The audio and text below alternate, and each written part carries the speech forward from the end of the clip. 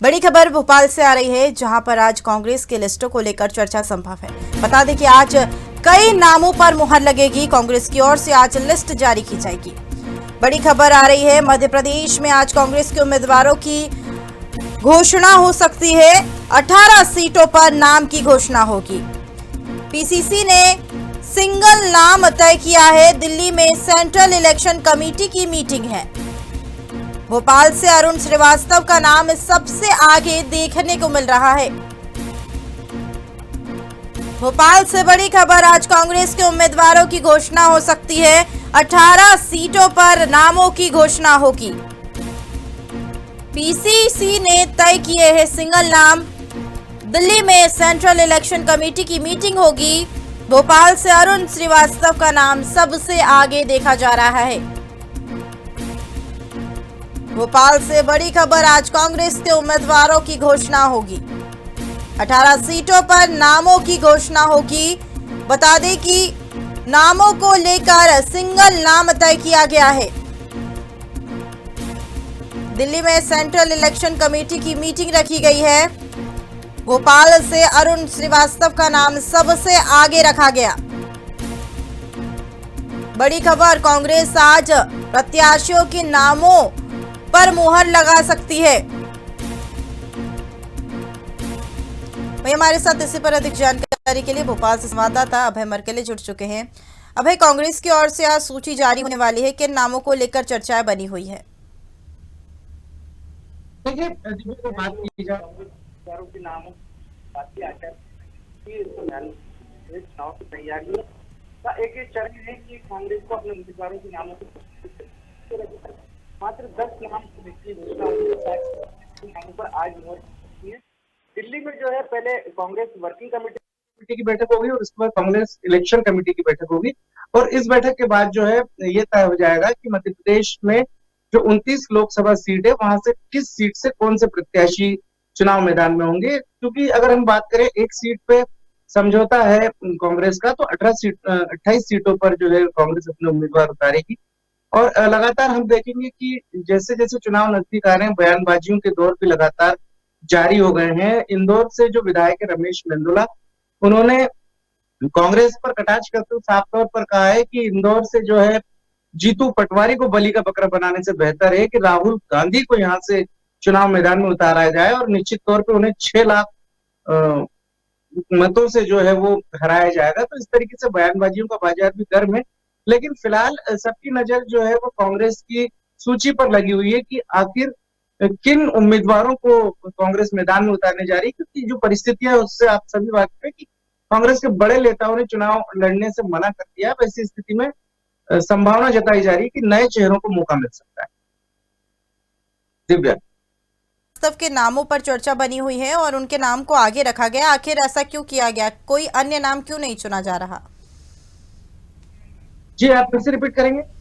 जिस तरीके से भोपाल में अरुण श्रीवास्तव का नाम सबसे आगे रखा गया है, तो अन्य प्रत्याशी के नामों पर चर्चा क्यों नहीं हो रही? देखिए, जो पीसीसी ने पैनल तय किया उसमें सिंगल नाम दिया। अभी अंतिम निर्णय जो है वो कांग्रेस कमेटी जो दिल्ली में इलेक्शन कमेटी है उसको लेना है। तो मैं आपको बता दूं कि एक पीसी मालिक करके नाम भी है जो बहुत तेजी से चल रहा है। ये अधिकारी है, रिटायर्ड है और चुनाव लड़ने के इच्छुक है। लेकिन जो सिंगल पैनल पे नाम तय हुए इसमें मुरैना से जो है 2 नाम है और यदि बात की जाए इंदौर से तो एक नाम चल रहा है, खंडवा से एक नाम चल रहा है, राजगढ़ उज्जैन से एक नाम है, विदिशा भोपाल से एक नाम है, होशंगाबाद बालाघाट गुना से। पीसीसी ने जो लिस्ट तैयार करी तो इन लोकसभा सीटों पर ग्वालियर से जरूर 3 नाम सामने, झाबुआ से एक नाम है कांतिलाल भूरिया का। यदि इसी तरीके से हम बात करें जबलपुर से दिनेश यादव का नाम चल रहा है, दमोह से जो है रंजीत पटेल का नाम है और रीवा से जो है नीलम अभय मिश्रा जो कि वहां पर विधायक भी उनकी पत्नी है नीलम मिश्रा, उनका सिंगल नाम चल रहा है। शेडोल से मार्को जो है उनका नाम चल रहा है। सागर से अगर बात की जाए तो गुड्डू राजा पुंदुला और मंदसौर से भी 2 नाम चल रहे हैं। तो कुल मिलाकर आप देखेंगे कि इनमें सभी नए नाम है। कुछ एक चेहरे जैसे कांतिलाल भूरिया सीनियर लीडर हैं, उनको छोड़ दिया जाए तो कोई भी सीनियर लीडर मैदान में नहीं है। सभी नए चेहरों को जो है मौका देने का कांग्रेस कवायद है, क्योंकि सीनियर लीडर चाहे वो दिग्विजय सिंह हो, चाहे वो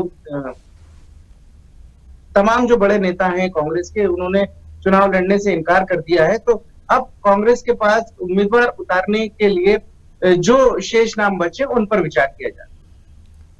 और साथ ही अब जल्द ही चुनाव होने जा रहे हैं, आचार संहिता भी लग चुकी है, कांग्रेस की तैयारियों को लेकर क्या कुछ चर्चा है?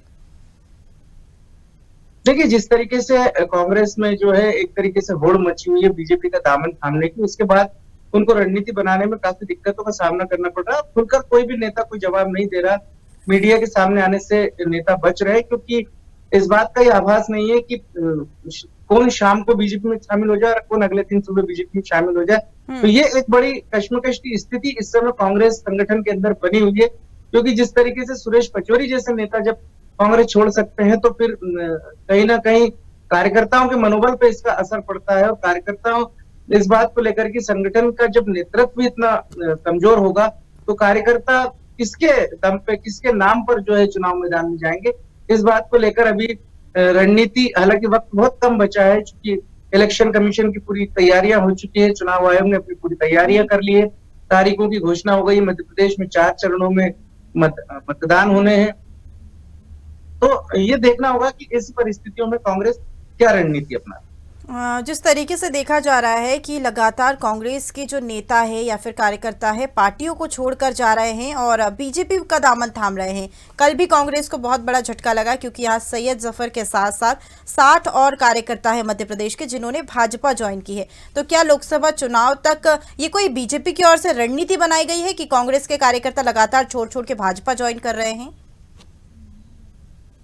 देखिए, आमतौर पर चुनाव के दौरान कहीं ना कहीं जो नाराज नेता रहते हैं, नाराज कार्यकर्ता रहते हैं, वो दल बदलते हैं, लेकिन जिस स्थिति में इस बार के लोकसभा चुनाव में देखने को मिल रहा है कि लगातार 50-50, 60-60 नेता जो हैं और जो कांग्रेस संगठन के सच्चे सिपाही माने जाते थे, वो कहीं ना कहीं संगठन छोड़ रहे हैं। तो ये चिंता का विषय कहीं ना कहीं हम आप देखेंगे कि इक्का दुक्का नेताओं के आने जाने का सिलसिला हर चुनाव में देखने को मिला है, क्योंकि टिकट कटने से नाराजगी होना स्वाभाविक है।